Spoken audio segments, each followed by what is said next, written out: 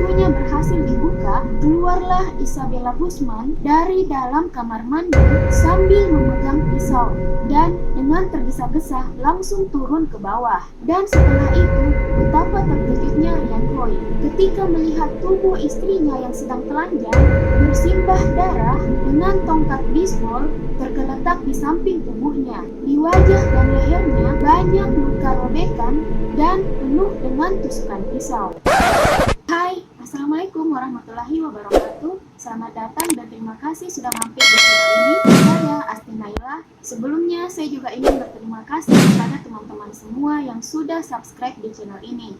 Itu bisa menjadi dukungan buat saya agar semangat lagi untuk membuat video. Dan di video kali ini kita akan membahas mengenai kisah seorang wanita cantik yang saat ini lagi viral di mana-mana. Di IG, TikTok, Twitter, Facebook, hingga YouTube. Gadis cantik ini menjadi viral karena telah membunuh kandungnya sendiri. Dan ketika dia dibawa ke pengadilan, tidak ada rasa penyesalan sedikit pun yang terlihat di wajahnya. Dia malah tersenyum seakan-akan tidak pernah melakukan pembunuhan. Karena sikapnya itu, dia mendapatkan julukan Sweet But Psycho. Bagaimanakah kisah selengkapnya? Berikut ulasannya.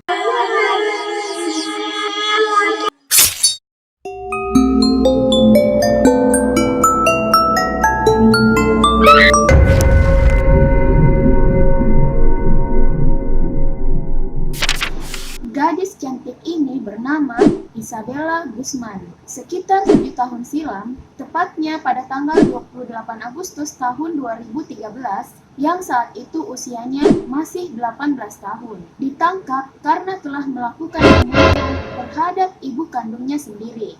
Namun, sosoknya baru-baru ini menjadi viral di mana-mana setelah ada beberapa akun media sosial yang mengunggah video dirinya saat sedang berada di pengadilan, yang sedang tersenyum-senyum ke arah kamera, padahal dia baru saja membunuh ibu kandungnya sendiri.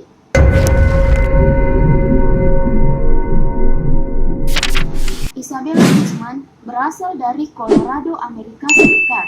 Dia adalah anak broken home. Dia tidak memiliki saudara kandung alias anak tunggal. Sejak kecil, kedua orang tuanya telah bercerai. Ia pun tinggal bersama ibu kandungnya, yaitu Yoon Mi Hoey, di blok 2600 Jalan South 5. Hubungannya dengan ibunya sangat tidak harmonis. Ia sering melawan dan seringkali bertengkar dengan ibunya, apalagi ketika ibunya menikah lagi dengan seorang pria yang bernama Ryan Hoey. Diduga dia kesal dengan ibunya lantaran ibunya menikah lagi.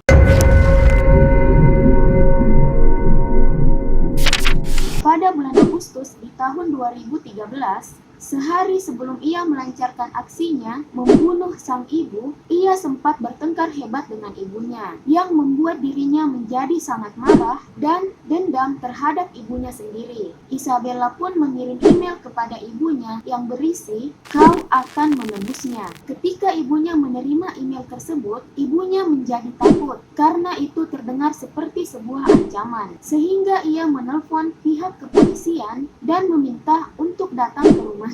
Hingga akhirnya polisi pun datang memenuhi permintaan Yoon Mi Hoey. Sesampainya di rumah tersebut, pihak kepolisian tidak menemukan perdebatan atau kekacauan di rumah tersebut. Namun, polisi memberikan peringatan kepada Isabella Guzman agar tidak melakukan hal itu terhadap ibunya sendiri. Ketika Isabella dinasihati oleh polisi, ia diam saja tanpa ada sepatah kata pun yang keluar dari mulutnya.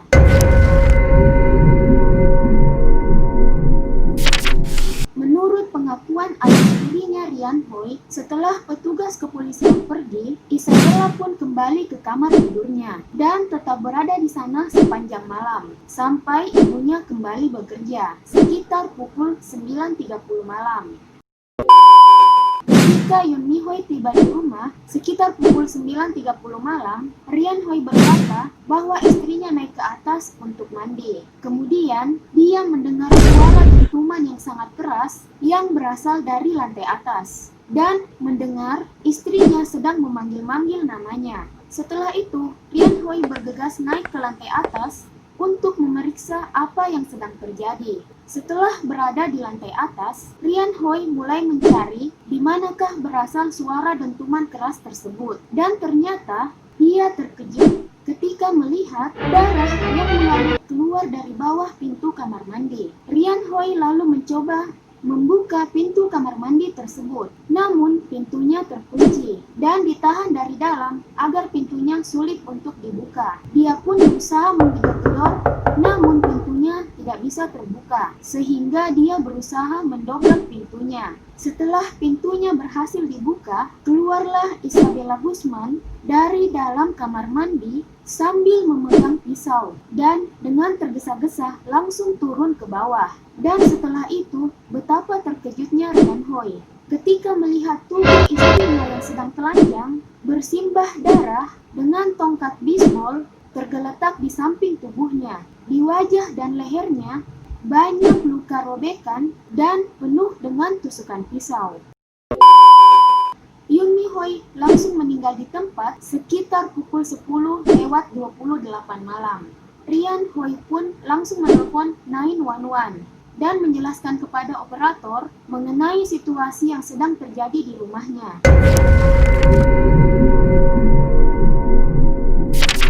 Setelah membunuh ibunya, Isabella Guzman pun kabur menuju minimarket yang berada di dekat rumahnya. Di sanalah Isabella Guzman membersihkan dirinya karena pakaiannya penuh dengan darah ibunya. Ia juga sempat berbohong kepada petugas minimarket bahwa ia telah diperkosa. Si petugas minimarket pun percaya saja kepadanya, apalagi dengan wajah Isabella yang sangat cantik.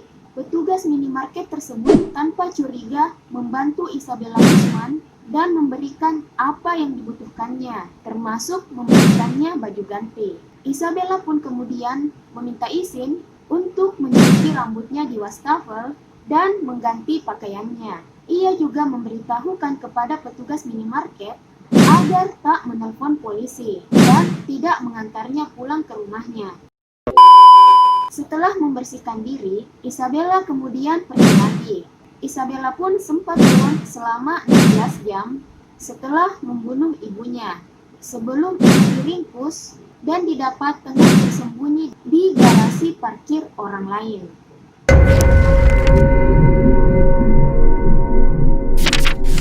Setelah ditangkap, Isabella Guzman kemudian didakwa secara resmi di pengadilan Arapahoe.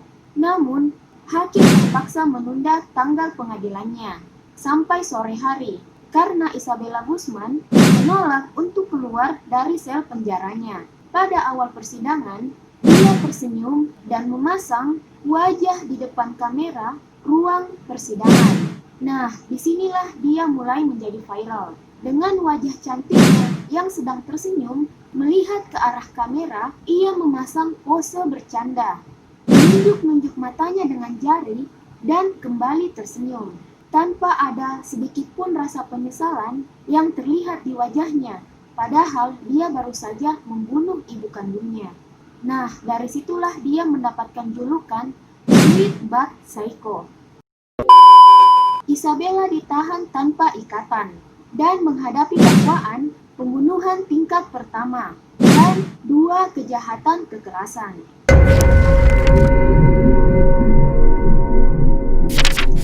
Di bulan Desember tahun 2013, pada sidang pengadilan, Isabella justru dinyatakan tidak bersalah.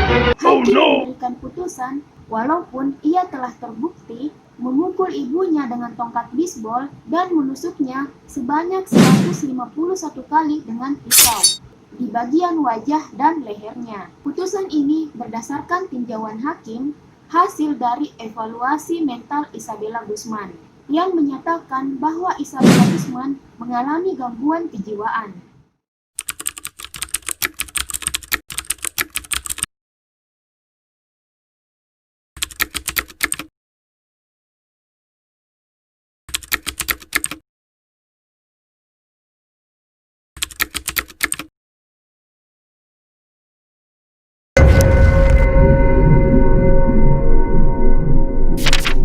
Dalam kesaksiannya, Dr. Richard Pounds yang memeriksa kejiwaan Isabella Guzman mengatakan bahwa Isabella didiagnosis mengidap penyakit skizofrenia paranoid semenjak ia menjadi broken home.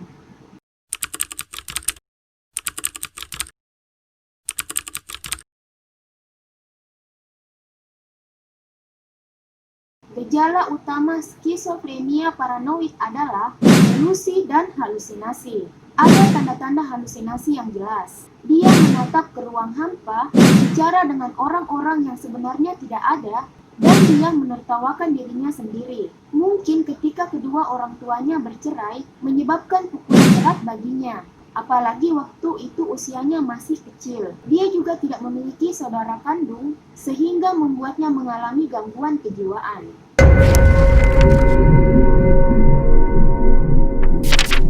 Karena mengalami gangguan kejiwaan, ia pun terbebas dari hukum dan tidak dipenjarakan. Isabella Guzman langsung dikirim ke rumah sakit jiwa di Institut Kesehatan Mental Colorado di Pueblo untuk menjalani perawatan kejiwaan.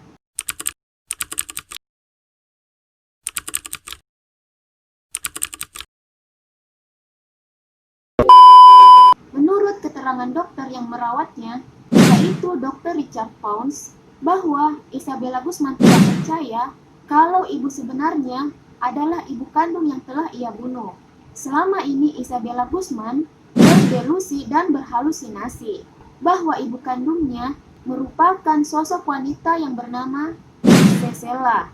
Padahal sosok Cecela ini hanya ada dalam hayalannya. Bahkan ia juga meyakini bahwa ibunya harus dibunuh untuk menyelamatkan dunia. George Brauchler selaku pihak kejaksaan mengatakan bahwa Isabella Guzman akan tetap berada di rumah sakit jiwa sampai dia tidak lagi menjadi ancaman bagi komunitas atau dirinya sendiri. Isabella Guzman juga kemungkinan besar akan berada di sana selama sisa hidupnya.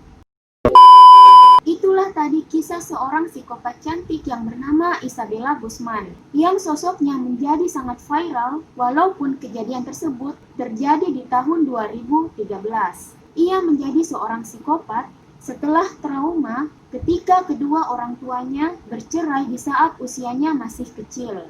Dan mungkin waktu itu tidak ada seorang pun yang bisa menjadi tempatnya untuk berkeluh kesah, sehingga ia menciptakan sosok ibu yang bernama Cecela. Sekian video kali ini, semoga bermanfaat dan bisa menambah pengetahuan kalian.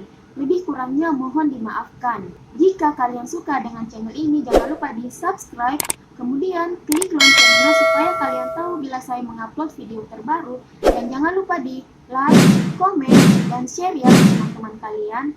Sampai jumpa lagi di video berikutnya. Wassalam.